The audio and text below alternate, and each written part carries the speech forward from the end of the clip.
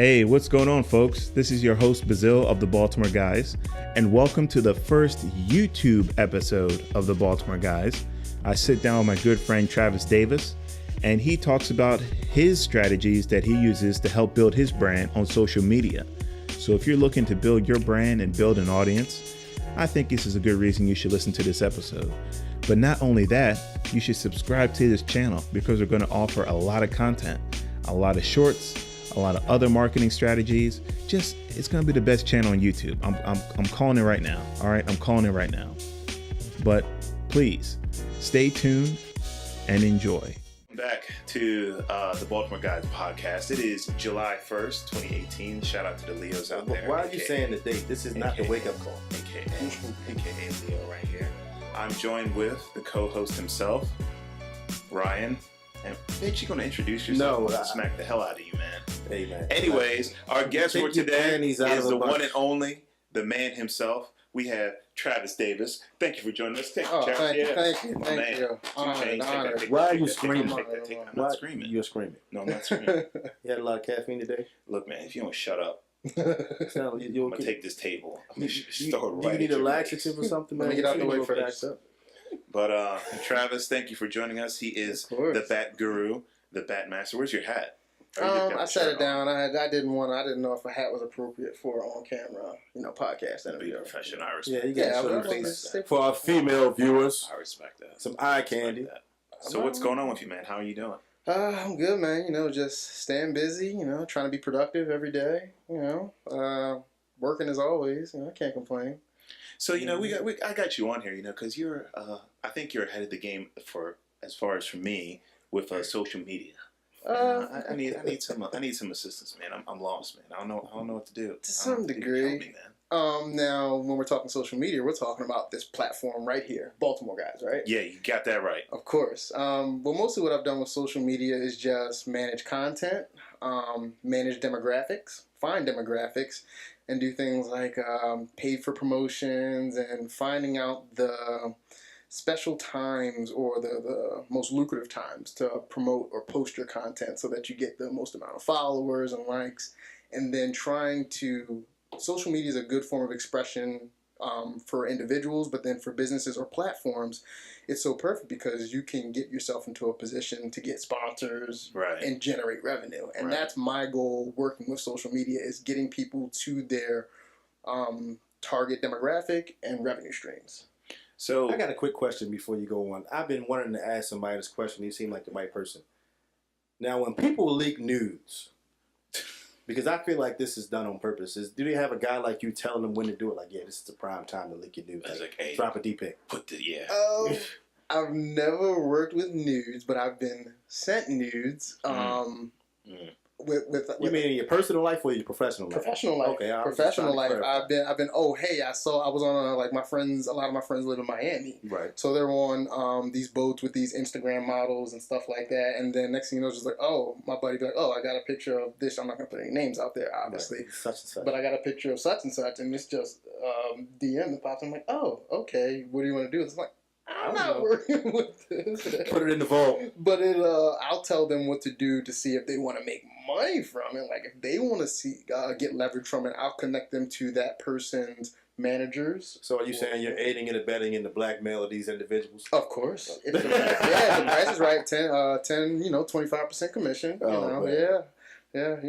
Money's green. I'll take it. Venmo. Oh yeah. No, cash is better. Give me the money. Put it in my hand. PIMP, baby. Put it in my palm. Yeah. Drop it in my P.O. box. So with the paid advertisements, because I got DMs for that, and I was real skeptical. I think the one DM I got from a guy, he was in Russia, and he's talking about, I really like your content, and I think you should try this free trial. I'm like, no, I'm not doing that crap. Who the hell are you? No. So how would you advise on paying for advertising for your page? Paying for your page, when you set your profile or any platform you have up as a business profile, you want to follow and search for as many like-minded individuals or similar platforms as yours. And then you check what times they're posting, the people that follow them, see who they're following and who they like. And then the biggest thing is you can find so many social media managers on platforms like Upwork and Fiverr and things like that. But the biggest thing I'd say is try it with a low denomination of money, like $5, and be like, okay, I'm going to sponsor this post Monday and Wednesday or Tuesday and Thursday, because you don't know what demographic of people that follow you are viewing your content. Right. So definitely use Google Analytics. Check the analytics on your social media profiles. Instagram has, I guess it's a decent analytic thing to use. I mean, it's all right. It gives good reviews, but my main thing is I have a whiteboard, so a whiteboard where I use Microsoft Note, and I try to write down, I make a similar post and switch it up a little bit, and then see, okay, I got this many likes and views on this day, or I got this many followers from this person's post, and I have a whole Google Excel spreadsheet that I have all my companies listed and stuff that I keep track of for. So you can hire people to do it and, see who they sponsored and who they've worked with. And there's people that have had good success stories from social media managers, and then I've had people that have, like you said, from Russia. I had my buddy Dreddy Council on IG.com. Shout out. Free plug. Free plug, Dreddy Council. But he hired a guy in Europe. But the thing was, they just set up all these bots in Sweden and Turkey. So he got like 11,000 followers in one day, but it was nothing but bots from like Sweden. So you can do that, but in order to gain sponsorship or some sort of revenue, you want it to be organic. Right. How important is hashtags? Because I've seen a couple of videos and people put strategies on how to put hashtags on there. So when I post something, I try and at least put a hashtag on there that I think a demographic will look at. I didn't know. I don't even search hashtags online, but apparently that's a big thing. People search hashtags when on Instagram, Twitter, or whatever. So I think, okay, well, if I'm gonna post this, I'm gonna at least post the hashtags. Do you post a lot of hashtags, or you still follow that guideline rule of yours? The big thing to review is, a lot of people don't do this when they have business profiles, is when Facebook is doing these updates to their analytics, how Facebook is going back to family friendly and things like that. What they're doing is they're setting up these algorithms to where you're setting a hashtag to, they can exclude your content or include it. So if you're doing, like, say if you're going to be posting on Instagram and you're forwarding that to Facebook. So on Instagram, if a hashtag is trending, you just search it in the search bar really quickly and say 1 million people like it, you could put that on your picture and everybody sees it. But then if you're going to be posting from Instagram to Facebook, you could put that same post on Facebook, and Facebook will be like, okay, yeah, we don't want people saying hashtag trending stuff because we want it to be more family or, lifestyle branded marketing. And they'll just completely hide it, all the way at the end of the pages. So it's always trying to be in the know of how they're setting up these algorithms and who is trending and how they're getting their stuff popping. Well, YouTube's in that same hole right now with the way now they ran a quote unquote test, as they say, where 3.3% of YouTubers, they make custom thumbnails. So they have their own unique thumbnail that they use for their page. Well, now 0.3% of people don't see that custom thumbnail. They'll see a generated thumbnail from YouTube. That's like, wait. That's not what I asked for. That's what you're getting. What are you doing? Exactly. And then they say that they let people know, but the post that they put out on Twitter, less than 1,000 people see it. And then they put the video out, 4,000 people see it. That's your fault for not watching. And then your subscribers for YouTube, I think it's like 1.2 billion users or something ridiculous. Overall? I think it is. Yeah, it's got to be high. So yeah. But I feel like I've seen a YouTuber with about 1 billion subscribers almost, maybe. No, maybe. I think the highest is still, what's his name? Pubes. Yeah. PewDiePie. PewDiePie. I think he's at 63 million. No, that's so he's up there. You know what's funny that you talk about hashtags and everything, because it's like, it's taken over the world. Like, I know everybody heard about this Drake and Pusha T beef. So the song, he titled it The Story of Adidon. And Adidon was originally supposed to be the title of Drake's Adidas brand, right? Right. Okay. So now every time you look up Adidon, Pusha T's track comes up. His diss track comes up. If you hashtag it, it's Pusha T. So he took advantage of that in order to win a rap battle of your branding. And pretty much took over a brand. Yeah. So, like, that's kind of why the battle stopped, because, like, dude, I can't even say anything. He's beating the competition. Like every time I promote my product, I'm promoting this song stuff, that's talking right. about it because it's going to come up. So that's crazy how much it affects our everyday life, and to the point where like we talk about something that's, I mean, hip hop is mainstream now, but to me, it's still like off in the corner. It's not something that the average person above the age of 35, people don't care about rap beefs, but it kind of when you can take something that to me is fringe culture, like battle rapping, and make it attach it with Adidas, a brand, a multi-billion-dollar company, or even somebody like Drake, who's probably a multi-millionaire, almost billionaire now, and just by simply titling your song one way, it's ridiculous, man. To me, it's crazy. And a person like you, I can imagine that you're in high demand just because, just what you said just now, it changes my entire thought process on branding in general, because just how you post and when you post. You could post the same thing, and like you said, just change a little bit or post a different time, and the results could differ drastically. Yeah, completely change. You know what I mean? It's really scary, like how you said it, completely changes your mindset. The thing that really changed my mindset about this whole hashtagging and social media thing was when people that have, I guess, no talent or no substance to what they're posting, they can literally put a hashtag damn Daniel, hashtag cash me outside, how about that? And then within a time span, one business quarter of a year, these Instagram or social celebrities can book 7 figures from a hashtag, just from one point of exposure. And that's what really blows my mind about that hashtag and social trending culture. It kind of has me going against my morals to some degree, because like Bazil said in his previous podcast, I'm grinding to disappear. So oh boy. Yeah. I don't think we're gonna go there. But, just leave him. Yeah, we're gonna leave it. That'll be your first episode. Just grind and disappear, and I'll find you in a matter of 30 minutes, because I'm sure you'll forget to turn off your phones. I got VPN on it. I bought that. Okay. Well, so, good luck.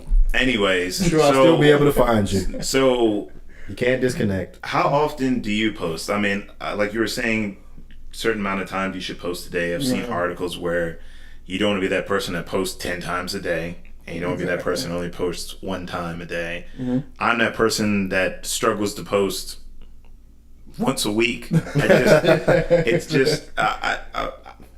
I understand, and I'm trying to play the game, but at the same time, for me, it's a freaking struggle, because I want to post something legit and some quality stuff where people look at it and be like, oh, damn, well, this guy put in some work on that. So I don't want to be posting stuff where it's like just a post. Just a post. But at the same time, I'm trying to build my brand and build this company up to be something to where it's recognized, something that's going to last. But you have to post. And sometimes, like if we're doing stuff, I'm not even thinking about it. Like, oh shit, I gotta take a picture and I gotta post it. It's not even in the back of my head. I'm literally just working on trying to see how can I make this the best looking thing possible. Then I'll post it. As opposed to showing the process, the background stuff, and how to do it. And people were like, oh, that's how you do it. Oh, that's nice.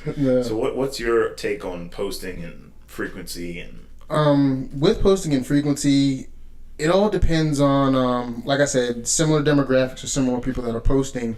But if you're trying to maintain a frequency and quality of posting with content you already have, is like we're recording right now. So obviously, I don't know if we're that visually aesthetic for your platform, but you could literally take film and take stills. And I'm pretty sure you and Ryan hang out and like just go certain places. We don't know. No. Okay, well. I only bring it here and I send them out. Well, I mean, like when we did he doesn't have the power to send me anywhere.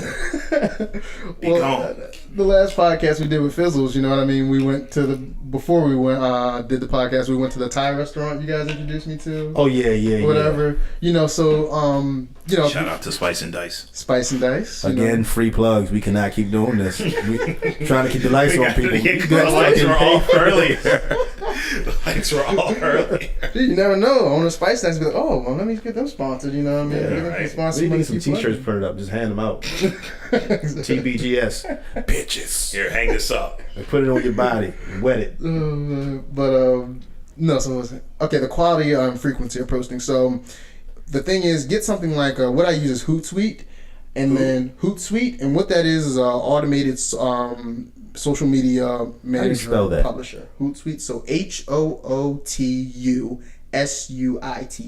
Okay. So Hootsuite.com, and what I do is Sundays, I literally take all my content that I film throughout the week, any pictures, any video, and then I literally cut everything up into 1 minute, like Instagram's 1 minute segments, and then I'll put everything on my phone for the stories and things like that, the Snap stories.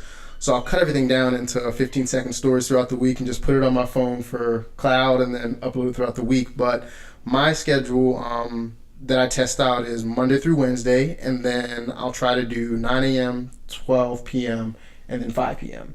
Because those are the most people wake up. A lot of people go right on Instagram 9 a.m. I used to be like that. But then sometimes I use the 12 p.m. because people are on their lunch break, and then they'll look at it at that point in time. But then you have people on the West Coast that are waking up at 9 a.m. Right.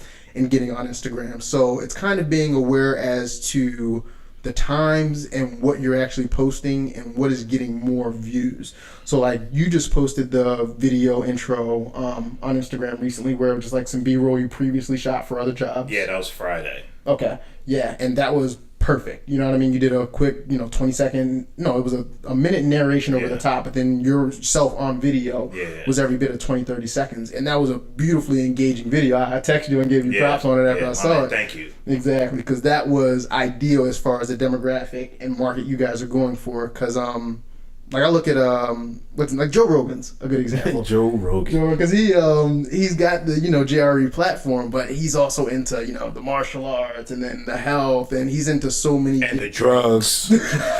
I think that's what he meant by health. Yeah, weed, psychedelic, mushrooms.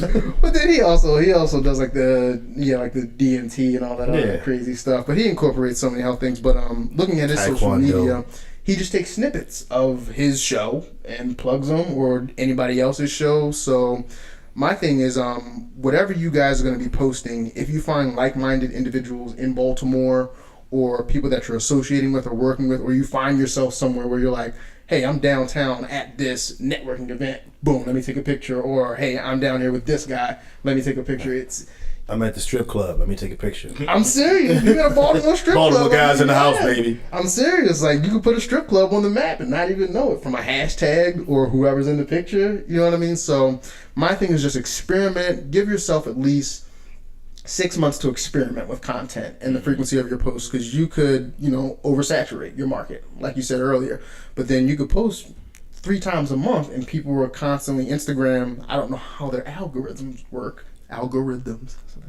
But they could be, you could have 3 posts and they're constantly putting that at the top of people's feeds. Oh, this, like, I'll have people I follow and I'm getting posted at the top of my feed from 4 days ago. I'm like, you posted this 4 or 5 days ago? I saw this already, buddy. Take this off. Yeah, exactly. But then a lot of times it'll be like, take it off, or like, oh, that's really cool and I like it, or comment, So it really is a trial and error period, but definitely because you post infrequently, just be aware of the content you have on your phone or cameras or SD cards throughout the week, and just take a day on the weekend and just take an hour, 2 hours, scrub it, cut it into 1 minute, 15-minute segments, get Hootsuite, or just have it on your phone to where if you're just sitting there, okay, I want to post now. And have the, if you have a note editor like Microsoft Note or the note app on your phone or whatever, just type out whatever you want to say on that picture and be like, okay, I'm going to post this date, this time. Right. Go on, put the media on there, copy it from your note, put it on there, and post. You know what I mean? How do we beat out the booty chicks? You can't. Impossible. Everybody loves booty. You're right. Seriously. Men and women. Women, children. Trans. You had to include y'all. I mean, they count. Don't discriminate. Yeah, booty is more important than water. Booty's so hard because, like you said, the PC culture, it's kind of, I guess, dying down to some degree, to where booty is so acceptable everywhere. Well, I think the way it's interpreted or the way it's presented, it's an empowering thing. So it's not even... If I may, gentlemen. Please. It was kind of only taboo in America, because everywhere else, booty is fine. Like, you can go any other country and you'll see kids dancing with grown women and they're shaking their butts and stuff like that. So it's kind of taboo here, and we talk about international platforms. So I feel like it's kind of the globalization effect taking place, where other countries' culture is kind of affecting us for the first time in a long time, because usually we were the ones that were affecting everybody else. Yeah, and correct me if I'm wrong, a lot of Eastern European countries have nudity in commercials. Yeah. A lot of countries. And sex in Yeah. So, to beat it out, my biggest, unfortunately, Beat it out. To beat out the booty, to beat out the booty. No pun intended. I guess that saying is, if you can't beat them, join them. Whoa. Pause, man. I have dignity, man. No, I'm not saying. There are guys that repost booty all day. They get so many likes. Exactly. So I'm just saying. So many likes. Like I'm saying. Seriously. There's so many likes. It's sad, but if you can't beat them, join them. You don't have to necessarily be showing booty and things like that. But the natural, organic, when you take that trial period, like I said, when you're posting stuff, you could get a following that isn't about booty. You know what I mean? You could naturally beat out, the booty movement. But at the same time, if you know people or girls that have booties, like you said, you were going to get some cosplayers up here or some girls that did like Comic-Con or something. Yeah. Like booty. those Cos booty. Yeah, so I'm saying you got cos booty here. That's the hashtag, cos booty. Cos booty. Yes. Right there. Hashtag cos booty. Cos booty. TBS cos booty. Yes, cos booty. But like you said, you could get a girl up here that is about the booty and has a platform from booty, and she could have a couple 100,000 followers. You have her up here, hashtagging cos booty, and she could post the Baltimore Guys on her platform, and next thing you know, you just up your followers by 10,000-15,000 right. just from What was it like? just You know what? from the booty. When is that? Is that still the end of July? What's that comic? Is it Comic-Con? Otakon. No, they moved that to DC, didn't they? Because we can still go to DC. Yeah, you're right. We could do TBGS, cos booty, MGM. Yeah, that's shirts. right. We live. Interviewing people. We live. Yeah.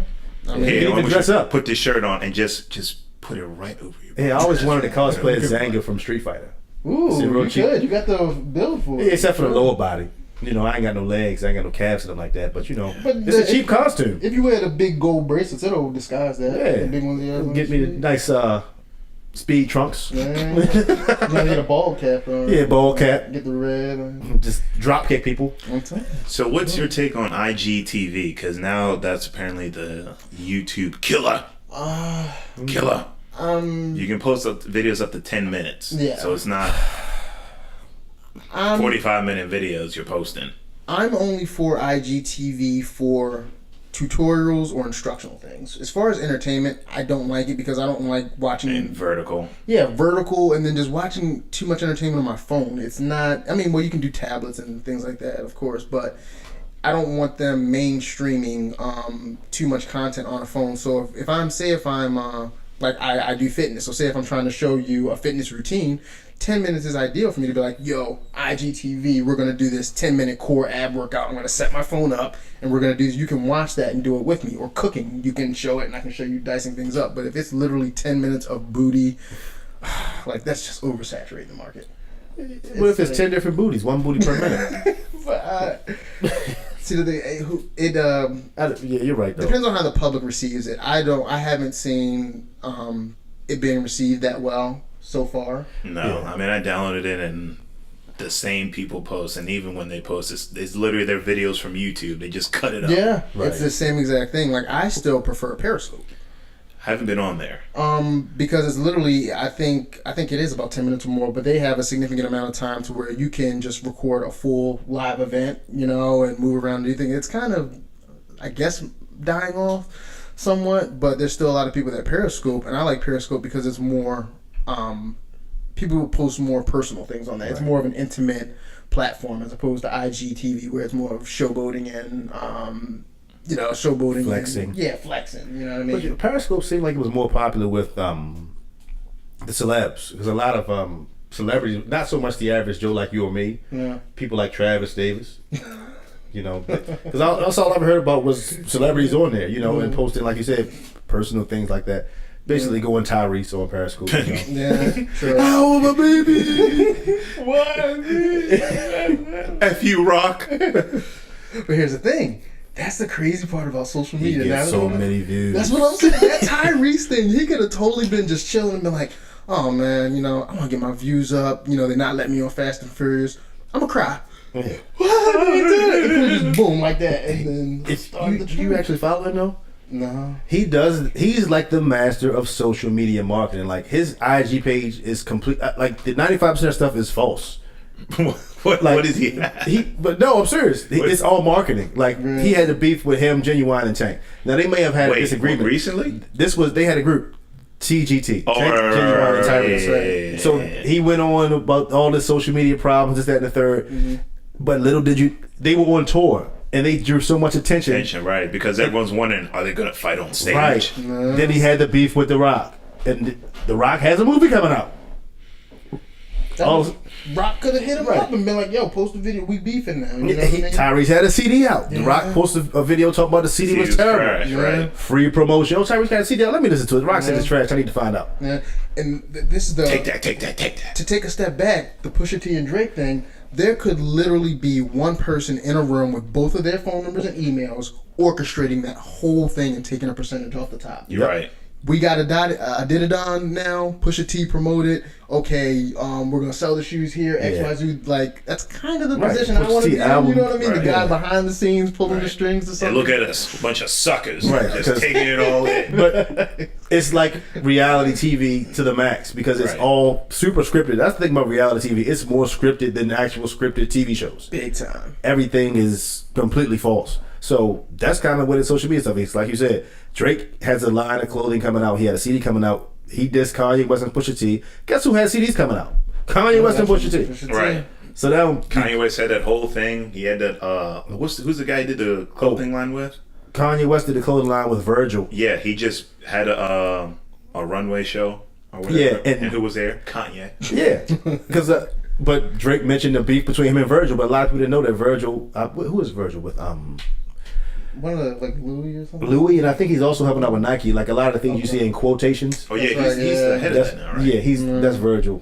So, and he's been with good music or fashion for a while. He's been one of Kanye's people. So, it's all exposure because a lot of people, I mean, even though you hear his name, you don't link the two together. And then you realize, okay, all right.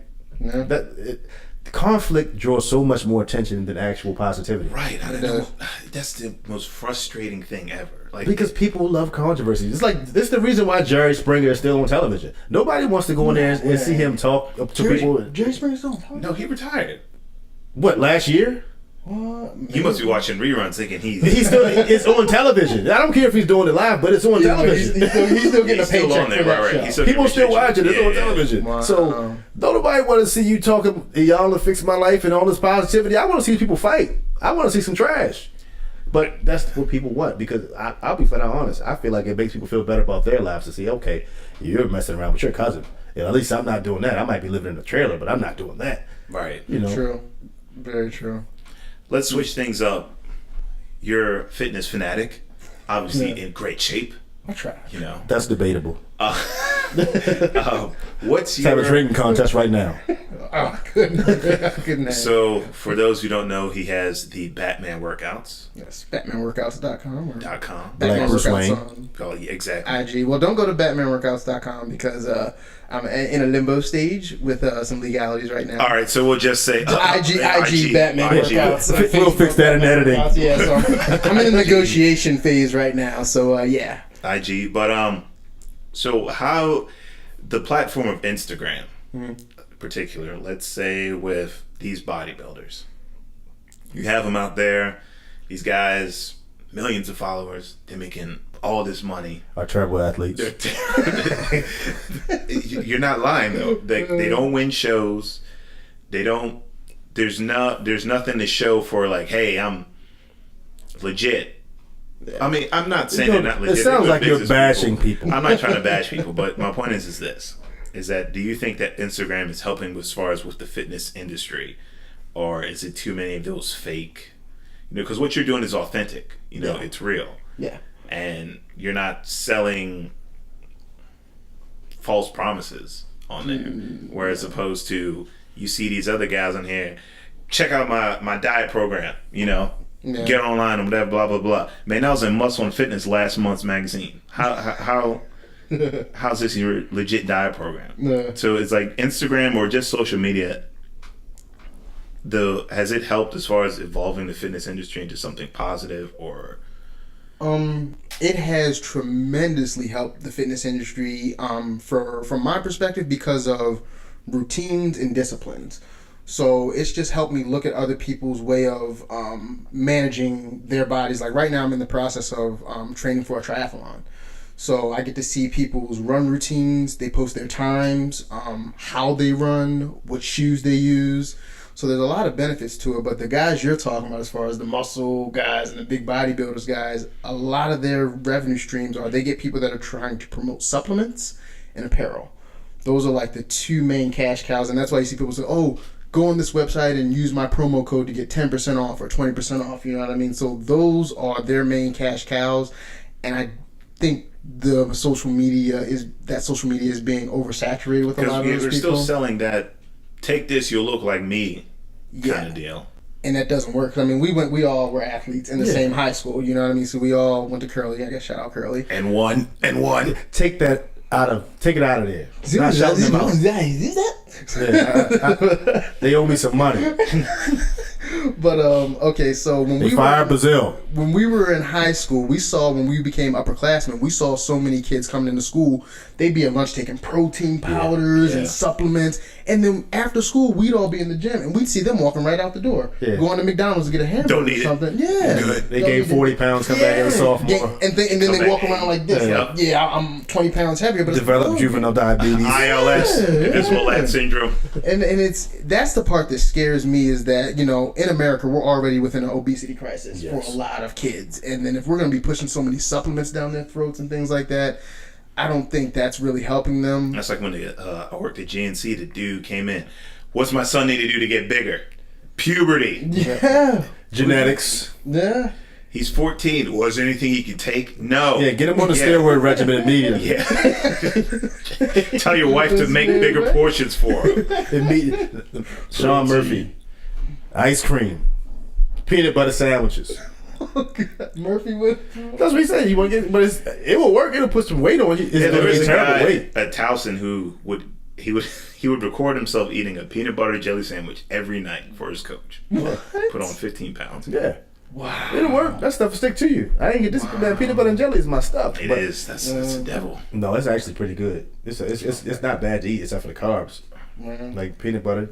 I don't know, my knowledge base for nutrition isn't that good, but my thing is like overall, that certain foods are good for you as far as like broccoli, beans, your proper grains, like whole wheat. And I'm not sure about whole wheats because they have a lot of chemicals. I've been whole reading. Wheat?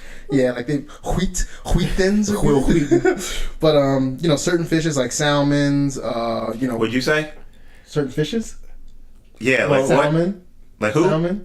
Who? What are you, the grammar police? You know what he means. Yes, this guy. You're that guy that says the L. For the record, fish is plural already.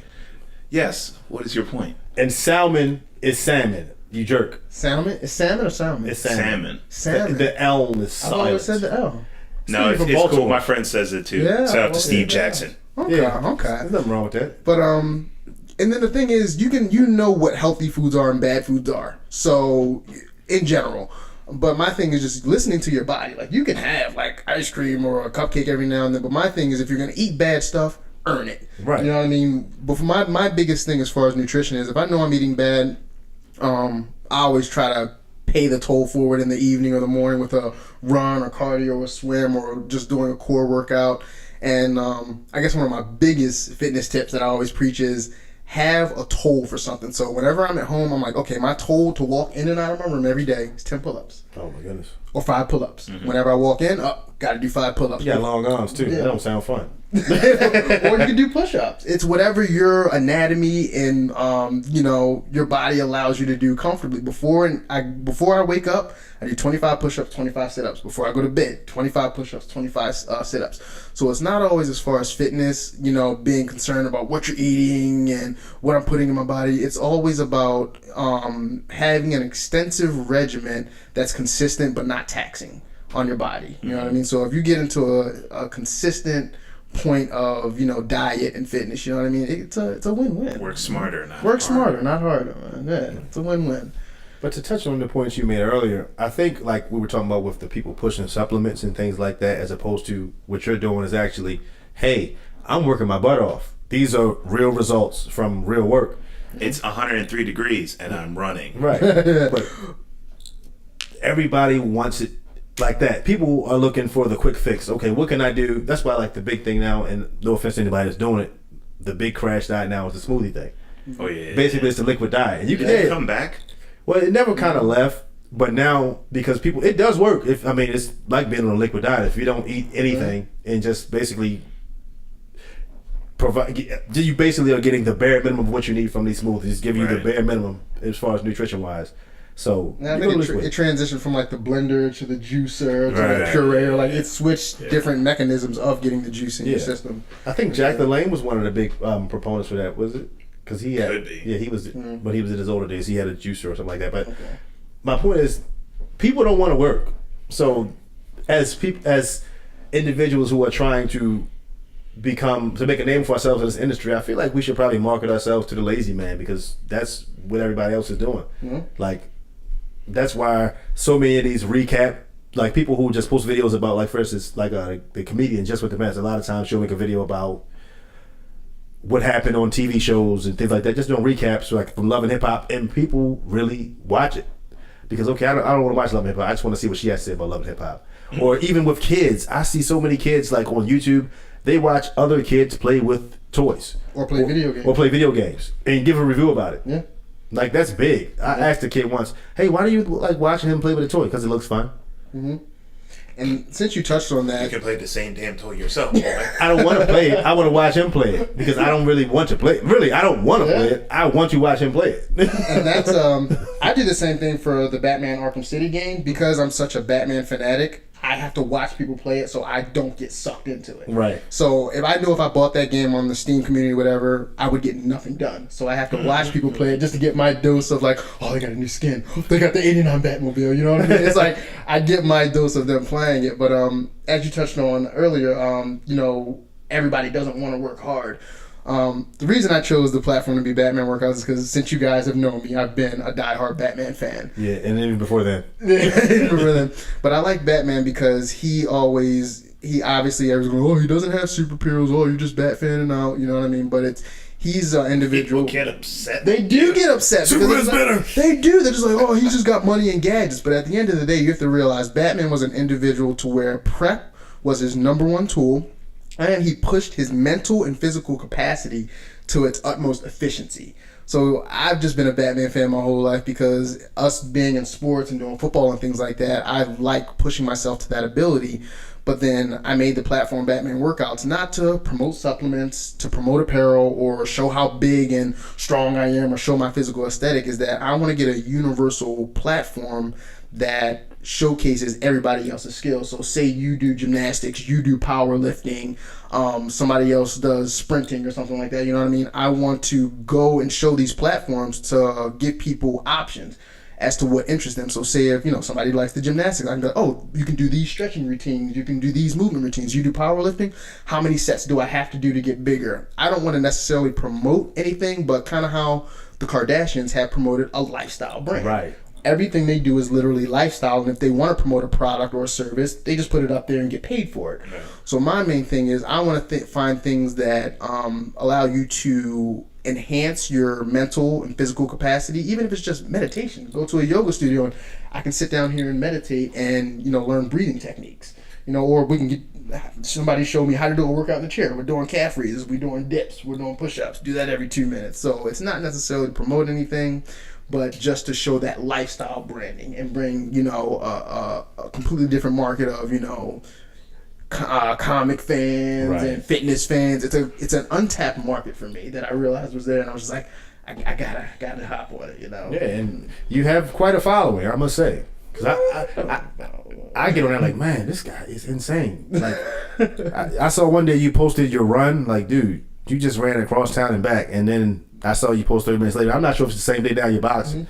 Like, all I did was get up out of bed, and guess what? When I got up out of bed, I wanted to masturbate, but I didn't feel like it. It took too much work. That could be a workout. And this dude then ran across town twice. All right. Here I am. And I'm sitting in the same spot thinking about getting up in the shower. Like, okay, either I'm a loser, he's really, really good, or some type of combination of the two. No, see, I'm just, what do they call it, a masochist of fitness. I can Somebody imagine. a glutton for punishment, because wrestling was such a grueling sport for me, to whereas, you know, you're neglecting yourself in nutrition, hydration, and you're still working out twice a day and pushing your body to its utmost capacity just to make a weight and then binge on Pedialyte and binge. And then I saw guys go from 130 pounds to 145 pounds in less than an hour and then go out and wrestle 10 matches back to back. And, you know, these guys are state champions. And to do things like that, you physically have to push your body to such a dark place. You know what I mean? Even these boxers, when they're weighing in and all sucked out. So the only reason I push myself that hard is because I like it. But then at the end of the day, sexually. But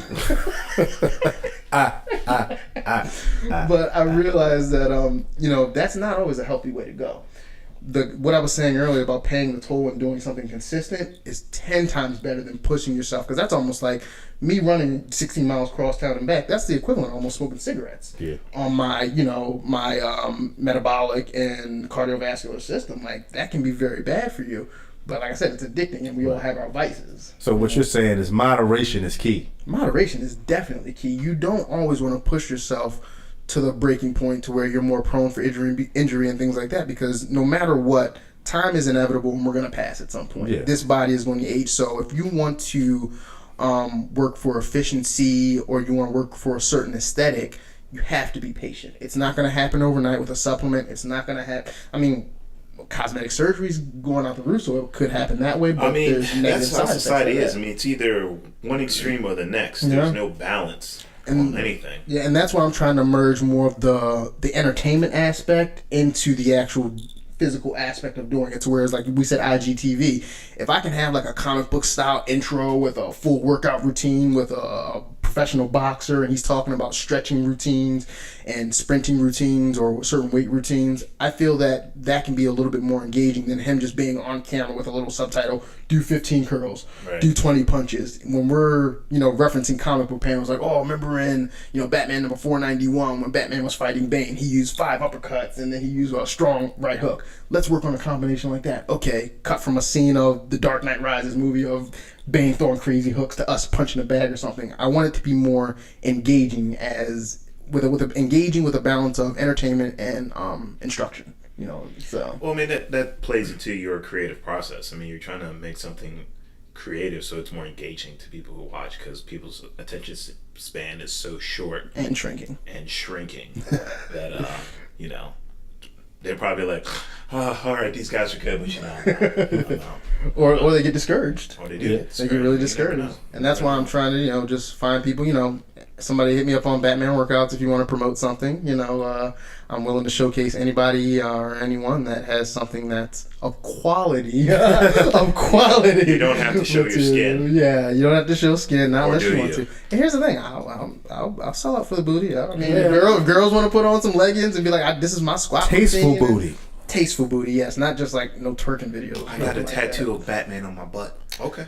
It might be a tasteful tattoo. I mean, well, I've seen some tasteful Batman tattoos. Not on butts, but tasteful. It's kind of like a fine line in between smut and taste. You know what I'm saying? Because it's like a lot of times people post things, and you can have 2 people posting the same exact thing as far as the image.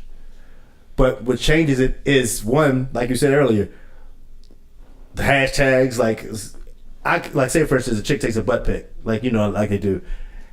Hashtag gains, and she's got on a workout outfit. Right.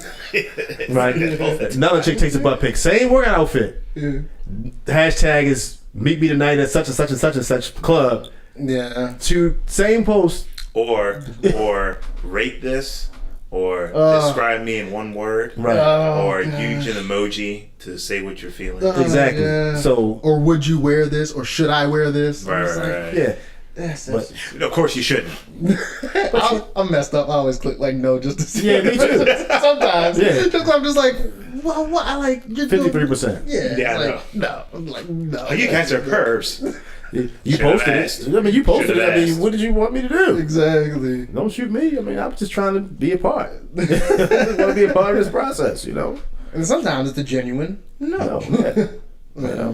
So talking about the fitness and the trend of obesity going up, what are you saying is the main problem? As far as foods and the way entertainment is now? I mean, everything, like you were saying, people, as soon as you get up, on you take your phone and you're looking like this to on Instagram. You know, I think what's her name, Mel Robbins. He said people who take their phone, they're not even standing, and they're looking at their freaking phone for an hour. And I've been there. I mean, it literally, you can be on your phone for an hour. You just wake up.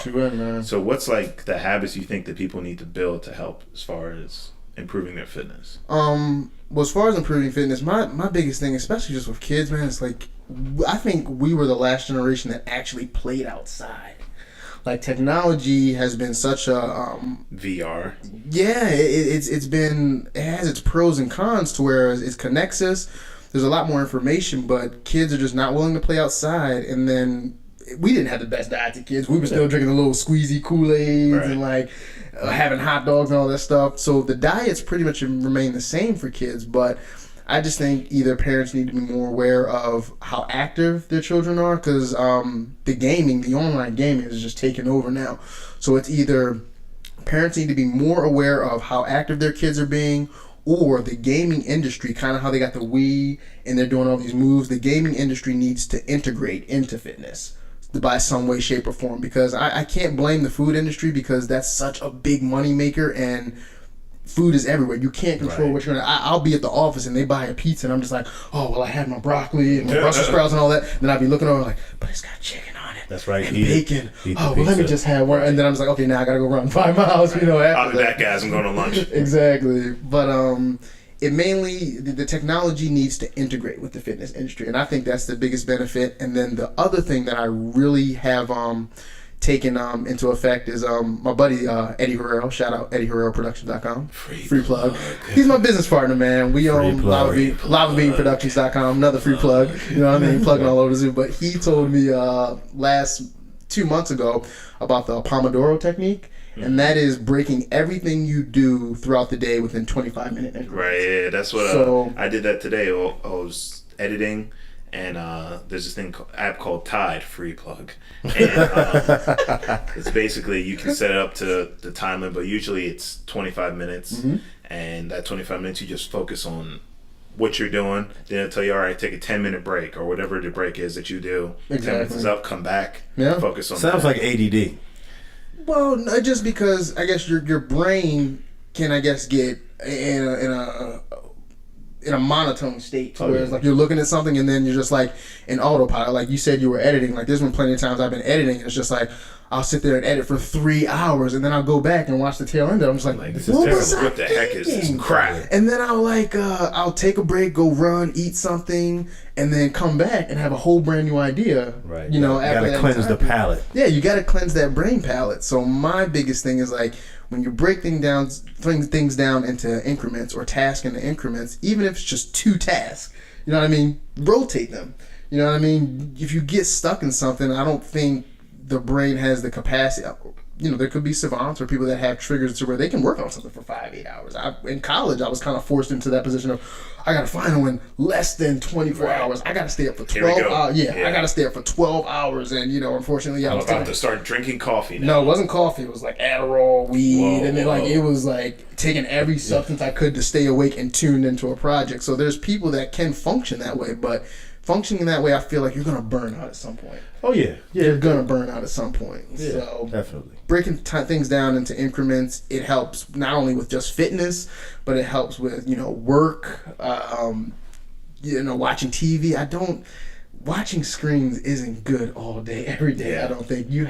People don't go outside. Like I used to have the TV on in the background, but just to have it on, I wasn't watching it, but it was just like filler. Yeah. Now I'm completely because at the end of the day, it's a distraction. It is. And with the going outside, I try and go outside to edit, but I do need a battery outlet, so you can't find that outside. But at the same time, do that, then go for a walk. And sometimes your most creative times is when you're just going for a walk. Exactly. And doing that. But exactly. Yeah. And don't be my biggest thing is don't be afraid to get out of your comfort zone, because you never know what you're going to learn. You get out your comfort zone, and it's so many different experiences I've been into where I've met somebody and I'm just like, what was it? When I went to like it was like a goth show or whatever, like a goth heavy metal band or something like that. Like one of my buddies had them. I forget one of the clubs downtown. It was like in the Fells area or whatever. But Kyle, right? You guys know Kyle, right? Oh, Kyle. Yeah, Kyle. Oh, yeah. So he introduced me He's to a one of his chimney buddies. But what you said, chimney? Smokes. Oh yeah. I've been trying to get him off of that, but anyway, he's introduced me to some music venues down there, and I ran into these guys that just play goth or whatever, and then he was just like, yeah, man, I love metal, this, and that, but then, me playing music as well, he broke down some jazz chords and bebop chords. I was like, wait, you have gauges, black nails, lip piercings, and you know jazz theory? Well, look at you judging a book by its cover. I was, of course. I'm not ashamed. People do it all the time. A lot of those guys are really, they just legitimately enjoy playing that type of music. Literally just enjoy like straight. Especially the guitar players, because a lot of those riff they play, they're like it's crazy because I personally, when I went to the metal show or whatever, I thought it was just straight nonsense. And then he was like, no, man, I slowed it down a little bit, like, he slowed it down a little bit. And then my buddy Trev Luke Lather, he's Steve Luke Lather from Toto, the guitar player from Toto or whatever. He's his son, and he came down with his project in Baltimore, man. And I jammed with him out in LA for a little bit, and we kind of got stuck in like a little 3-chord groove or whatever. But then he came to Baltimore with his DJ, man, and like he was just shredding. So I was like, when was this when we were playing together, man? And then he's just like, yeah, I was, catching the vibe, seeing, how you played and things like that. But his theory and ability to play is just like out the solar system, So you never know who you're gonna meet and what you're gonna learn, It's based crazy, on the situation. Man. So it's just like, don't be afraid to get out of your comfort zones. And then I guess with fitness, getting out of my comfort zone, I'm not really uncomfortable in any physical fitness situation because I've been on ESPN or YouTube, everything. The only thing that really gets me out of my comfort situation is learning pain management, and that, like, no matter what, when you're running over 16 miles, it's gonna hurt. It's gonna hurt. You're gonna have to change the way you run, change your gait, and then meeting. I just bought. I'm not gonna shout out this place, but what is it? Urban City Shoes or something like that. I'm glad I don't know the name because it's not a free plug. But I went there, and they, the lady was telling me all these techniques, just for me buying a new pair of shoes. She hooked me up with a marathon running club, and she told me she actually showed me how to use the tape. Everybody's using the KT, Kineso tape? Kineso tape. I thought it was BS. I was like, I'm not getting this stuff. She gave me a free little roll. I did a trail run, put it on. I was like, oh, this doesn't hurt. Kineso tape are like hamstring pulls. Yeah. It's like 60% metal. Yeah. Seriously. So, I mean, do you think it's BS or you think it actually anything helps? that works is not BS. No. Why it works, I don't care. Exactly. Because it's mental. Because they've done studies on it where it really, legitimately has no physiological effect on you. Now, I don't want to ruin your placebo effect that you have. Such a dream wrecker. I think it was. It's still going to work. But at the same time, I had been running with really old shoes. That'll mess so I you got up. the new shoes and the tape. So it could be the shoes and not so much the tape. I got to get a couple more. Anything that works. Yeah, except for steroids. You can just take a quarter spoon of baking soda. It'll help you. Or a line of Coke. No, a line of Coke's not going to help you. Your heart's going to explode. But the baking soda will help dissipate the lactic acid. You don't know what you're getting with Coke. That's another story. If you're going to do Coke, why don't you just do Adderall? Yeah. You can get your milligrams, your measurements. It's like, actually, you get your Coke. Okay, Joe Rogan. But syncopation. Remember that. They'll tell you about that when you get with those guys. Syncopation. Yeah. Okay. Tempo runs and all that stuff. Yeah. Well, I got my playlist. I set my playlist. That's the best thing to do. Just a lot of guys when they run, they get their rhythm. Yeah, I set it slow to fast. So there you go. Get that like rhythm 80, right. 80 BPMs, and then I go up, crank it up to like 120, 200 almost. Yeah, there you go. Put a Prince song in there, 210. It's just pure. Real fast, whole time. But so what's next for you? What are your plans? Plans right now is short films. So as I said, I was trying to integrate the film aspect or the entertainment aspect into the fitness thing. Right now, as you guys are very well aware of, the movie or film industry is like screenwriting is such a big part of making a decent film. Like, I didn't realize it until I was, bidding for a lot of independent films and things like that and trying to put productions together to whereas people aren't gonna, give you funding unless you got a script. Unless it's Sharknado. Yeah. Well, Sharknado is the SHIT. But we're on what? Sharknado 5? Yeah, exactly. That's what I'm saying. They catch up to Fast and Furious. But I'm just getting into writing now. I'm doing a mixture of more of 25% writing, 75% storyboarding. So I want to balance the aspect of a decent story being told with good quality action, because Hollywood, and I hate to say this, has been... Don't you dare. I have to, man. They have been... Certain producers, certain filmmakers have been just pooping... Can I say shitting? Yeah, shitting on choreography. It's been shitting on the choreography because it's so many cuts. If you look at certain films, it'll be 5 cuts for one movie. Oh yeah, go say that to Liam Neeson's face. I dare you. Well, I dare you. But Liam Neeson is a little bit older. Yeah, so that's what I'm saying. It's not an excuse, man. Okay, that guy's a go pretty say it to his face. Don't say it to his face. I wouldn't say it to his face, but the thing is, I'd say it, but I'd say it. Why do you even bring up Liam Neeson anyway? Have you seen Taken, or what's the new one he did on the train? But he didn't mention Liam Neeson. No, but he mentioned the cuts. So The cuts, and Liam Neeson. There was a part where he hopped the fence, and there was 22 cuts. Yeah, but why'd you bring up Liam Neeson? He's not the only one that's doing it. Multiple cuts. That's the one that came up there. I don't want to take If credit. you don't like it, kiss my ass. Okay. I can't talk that much trash, and I don't want to call anybody out specifically because I'm not at that level to where I have a Hollywood budget to make a movie. But I know the movies that influence me, like Jackie Chan, Bruce Lee, you know what I mean? They studied the art of fighting, and then they worked perfectly with working a wide and then showing you the full movement. And we got to take 50 takes to get this right. We're going to do it. And then they show you the aftermath of a punch or something like that. To whereas in Hollywood, it's like, okay, we're going to throw the punch, then cut to this way, throw the hit or whatever. And you can tell it's a ghosted punch. To whereas these guys, like even Sylvester Stallone, man, he was taking some punches. Oh, yeah. He was taking hits in those Rocky movies. That's what he was also juicing. Yeah, you know what I mean? But Keep bringing that up. He was juicing.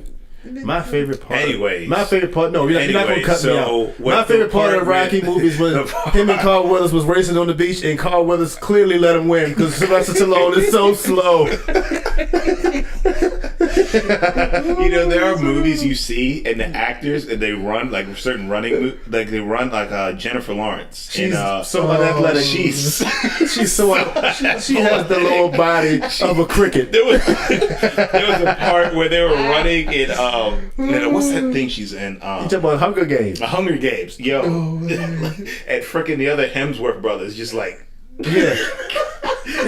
She's just like standing. Yeah, that's not her forte. She's not an action star, but she's getting cast in action movies. I'm being a guest, but goddamn, man, that's funny. But no. Okay. But if we're gonna shout out a fight scene that was really good with a female lead, Charlize Theron in Atomic Blonde. Oh yeah, she killed it. She killed it in that role. And I didn't do my due diligence and research, but the production team or cinematographer, whoever worked on that, kudos. And the stunt team, because did they win an award? The stunt team won, or that was John Wick's guys that won an award. Yeah. Keanu Reeves, not just John Wick, man. Man of Tai Chi. Keanu. Was the one? I always forget the name of this movie. He was playing like this demon who was in Constantine. No, not Constantine. It's actually one of. I think he may have produced the movie, but he's in like I think Feudal Japan or something like that. And there's another white man in Japan. There's some supernatural stuff going on, and there's a group of individuals who are like basically demons, like supernatural powers, and he's one of them. But he's like cast out, and they never told him how to fight or anything like that. But I gotta find this movie because you're a demon. No, he saves everybody. Like he ends up saving everybody because he's a rebel demon. No, he's an orphan. There it is, Ronin. Ronin. Okay. 47 Ronin. Yeah, it's a good movie. You guys gotta watch it. I'm a big Keanu Reeves fan. Me too, man. Especially like some of his tactical work with the guns and stuff. Yeah. He's hardcore. Yeah, I can take him. And those are the type of guys I want to like. We're gonna keep lying here now. What? Take him. Anyway, so yes, he's 48. You're saying your short films. Kick him in his kneecap. 50.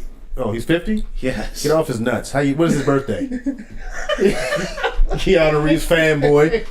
Anyways, so you're doing production, and Hollywood, they need to do better, and and I'm gonna Justice League needs to release the Snyder Cut. I know, and but I'm not gonna, because I'm in the negotiation phase right now. I can't, openly speak about things or my opinions on certain things until I get my foot in the door, and then I can actually be influential on future productions. So I'm just biding my time right now. I'll say it for you. Warner Brothers, you suck. You suck. We're never going to get anywhere. Suck. Travis Davis did not say you suck. My name is Rusty Shackelford. Leonard Washington says you suck. Leonard Washington, look, gentlemen. Shh. Look, gentlemen, I hate to wrap this up, but I got this appointment I got to get to. I'm sure you don't.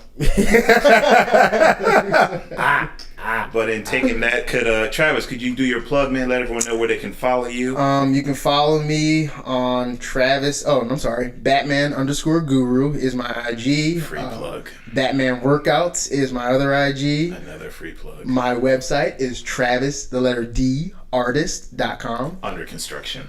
No, it's all the way up from right. Yeah, it's being updated on a regular basis. So you can find me on there. And then I also own a production company called LavaBeanProductions.com. We have an IG and things. We work on a couple short films this year. And then I think that's all my plugs. Yeah. Let me do a plug real quick. You guys can find me at DEEZNUTZ@yourmouth.com. Oh yeah, and we got a hashtag CosBooty now. CosBooty. Hashtag CosBooty. Copyright that. Take that. We're taking that. So thanks for joining us. Hope you enjoyed. We'll be back again with another guest for the Baltimore Guys. I'm your host, signing out. Shout out to Zach on the cameras, baby. Oh yeah, Zach's on the camera, everyone. Yeah. Ever remember Zach? Nope. Okay. No, all right. Well, we out. It was my first time. We out.